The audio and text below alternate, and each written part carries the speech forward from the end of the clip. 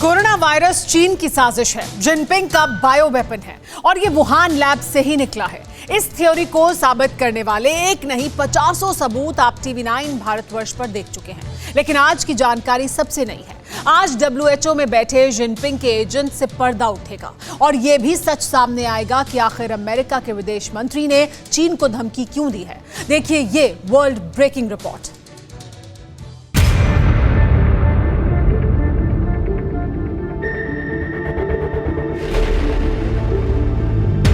Corona साजिश पर 3 बड़े खुलासे, मरती दुनिया को WHO के झांसे।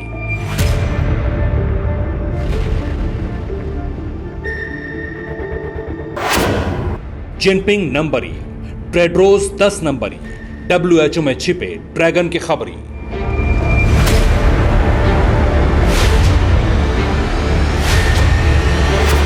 शी ने कैसे बुना वायरस का जाल, वुहान से वॉशिंगटन तक पड़ताल।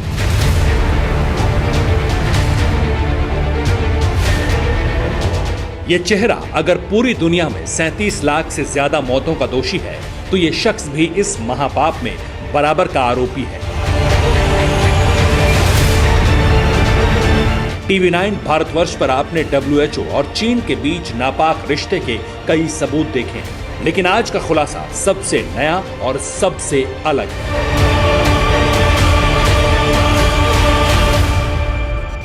इस वक्त पूरी दुनिया में वुहान वायरस को लेकर अंतर्राष्ट्रीय जांच की मांग फिर से जोर पकड़ चुकी है।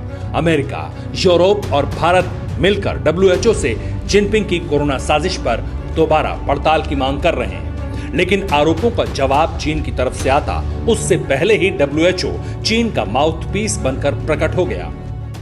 WHO ने कहा कि चीन के खिलाफ बार बार जांच संभव नहीं है और चीन पर दबाव बढ़ाना भी ठीक नहीं है। यानी कि सवाल अगर WHO से किए जाते हैं तो दर्द चीन को होता है, सवाल अगर जिनपिंग से किए जाते हैं तो जवाब टेड्रोस देते हैं। आखिर ये रिश्ता क्या कहलाता है?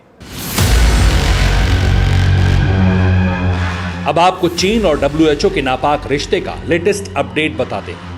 1 जून को WHO ने चीन की कंपनी सिनोवैक बायोटेक की बनाई गई वैक्सीन को इमरजेंसी इस्तेमाल के लिए मंजूरी दी थी। ये चीन की दूसरी वैक्सीन थी जिसे WHO ने मंजूरी दी है। लेकिन सवाल है कि जब चीन की पहली वैक्सीन की प्रभावी क्षमता बाकी वैक्सीन से काफी कम है तो WHO ने आनन फानन में चीन के दूसरे टीके को मंजूरी क्यों दे दी? UAE ने चीन की कंपनी साइनोफार्म की वैक्सीन अपने लोगों को लगाई है, लेकिन वैक्सीन की दोनों डोज देने के बावजूद लोगों के अंदर एंटीबॉडीज पैदा नहीं हुई है। लिहाजा अब UAE अपने नागरिकों को बूस्टर डोज दे रहा है। दूसरा उदाहरण सेशल्स का है। छोटे से देश सेशल्स ने अपने 80% आबादी को चीनी वैक्सीन की डोज दी थी, लेकिन वैक्सीन लग जाने के बाद भी उस देश में रिकॉर्ड केस सामने आ रहे हैं, जिससे हड़कंप मचा हुआ है। दुनिया चीन की वैक्सीन का सच जानती है, लेकिन WHO की आंख पर लाल पर्दा पड़ा है। जो फाइल बीजिंग से आती है उसे WHO बिना देखे पास कर देता है। चीन के दूसरे टीके को मंजूरी मिलने के पीछे WHO चीफ और ड्रैगन के गुलाम टेड्रोस एडनम की साजिश है। चीन की दूसरी वैक्सीन ने 60 साल के ऊपर के लोगों पर क्लिनिकल ट्रायल ना के बराबर किया है, लेकिन उसे मंजूरी मिल गई, जबकि कोरोना के खिलाफ शानदार रिजल्ट देने वाली भारत की कोवैक्सीन को अभी तक WHO ने अप्रूवल नहीं दिया है। ऐसा इसलिए हुआ क्योंकि दावा किया जा रहा है कि चीन ने टेड्रोस को कोवैक्सीन को अप्रूव करने में अड़ंगा लगाने को कहा है। जो WHO चीफ खुद हैं, स्वयं वो चीन के बहुत नज़दीक हैं और उन पर आरोप लगते रहे हैं पिछले वर्ष से, जब से वुहान वायरस या चीन का जो ये वायरस है बाकी दुनिया में फैला है, कि उन्होंने पैंडेमिक की घोषणा करने में अति विलंब किया। और दूसरी बात उन्होंने क्या की कि जो ट्रैवल वुहान से बाहर होना चाहिए था उस पर रोक नहीं लगाई WHO ने।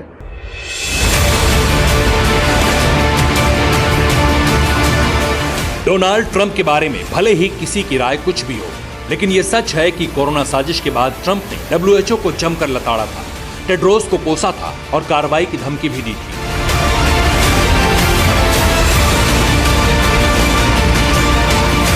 अब जो बाइडेन के दौर में अमेरिका पर चीन और WHO से बदला लेने का दबाव बढ़ा है। यही वजह है कि अब अमेरिकी विदेश मंत्री ने चीन को सीधी धमकी दी है। We have to get to the bottom of what happened.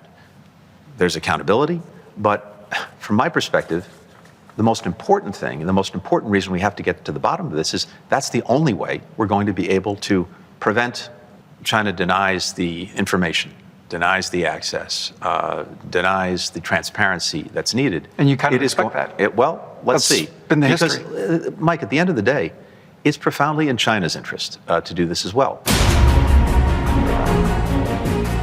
अब आपको अमेरिका के इस आक्रामक रुख की इनसाइड स्टोरी बताते हैं।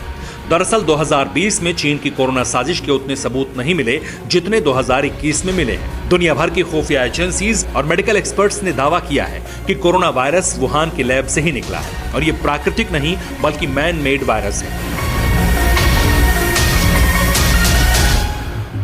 इसी कड़ी में अमेरिका की नेशनल लेबोरेटरी की लेटेस्ट रिपोर्ट सामने आई। इसमें भी यही खुलासा दर्ज था कि वायरस वुहान की लैब से ही लीक हुआ है। इस रिपोर्ट में इस बात का जिक्र किया गया है कि वुहान इंस्टीट्यूट ऑफ वायरोलॉजी के 3 साइंटिस्ट नवंबर 2019 में एक रहस्यमय बीमारी का शिकार हो गए थे और इसके बाद नौबत यहां तक आ गई थी कि तीनों साइंटिस्ट को अस्पताल में एडमिट करवाना पड़ा था। शक इस बात का है कि ये तीनों कोरोना का शिकार हुए थे। अब भी अगर किसी को शक हो कि कोरोना वायरस चीन की सोची समझी साजिश नहीं है, तो अब जो हम बताने जा रहे हैं उसे जानने के बाद कुछ कहने और समझने की जरूरत नहीं रहेगी। कोरोना वायरस की महामारी घोषित होने से पहले ही चीन की सेना ने वैक्सीन को रजिस्टर करवा लिया था।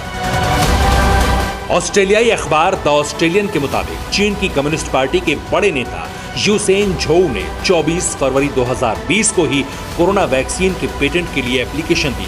यूसेन झोउ पीएलए की तरफ से वुहान लैब ऑफ वायरोलॉजी के साइंटिस्ट के साथ वायरस की रिसर्च में जुटे थे। इस रिसर्च टीम में चीन की बैट वुमन शी जिंगली भी शामिल थी। अब आपको एक और चौंकाने वाली खबर बताते हैं। वैक्सीन के पेटेंट कराने के 90 दिनों के बाद ही वैज्ञानिक यूसेन झोउ की मौत हो जाती है। वो कैसे मरे, उन्हें किसने मारा, ये बात आज भी एक राज है। लेकिन अफसोस कि चीन के इतने बड़े वैज्ञानिक की मौत हो जाती है और ये खबर न वहां के अखबारों में छपी न टेलीविजन पे दिखाई गई। तो क्या यूसेन झोउ की मौत भी जिनपिंग की साजिश थी?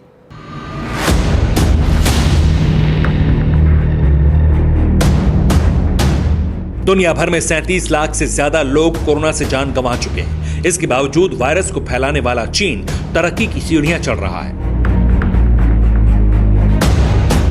दुनिया को कोरोना विलन के खिलाफ एकजुट होकर कड़ा एक्शन लेने की जरूरत है। इस पहल में निर्णायक रोल भी अमेरिका को निभाना है,